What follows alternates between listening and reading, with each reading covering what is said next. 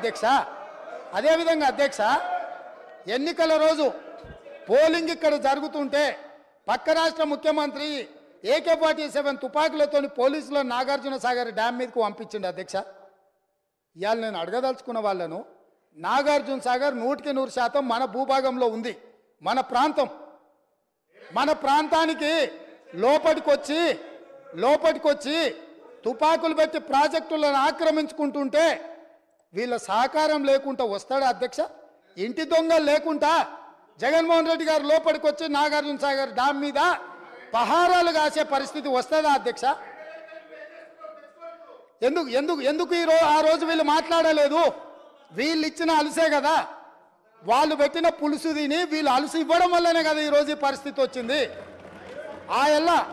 ఆయల్లో రాయలసీమకు పోయినప్పుడు కల్వకుంట్ల చంద్రశేఖరరావు గారు, ఈనాటి మంత్రి శ్రీమతి రోజా గారు పెట్టిన రాగి సంకటి రొయ్యల పులుసు తిని రాయలసీమను రతలాలసీమం చేస్తా అని చెప్పి మాట ఇచ్చి బేసిన్లు లేవు, బేసిజాలు లేవు, మీరు కొట్టుకపోండి అన్నాడు. వాళ్ళు కొట్టుకపోయారు. ఇప్పుడు మేము వచ్చినాక అట్టెట్లా కొట్టుకపోతాడంట? ఎవరు అధ్యక్ష బాధ్యత ఎవరు వహించాలి?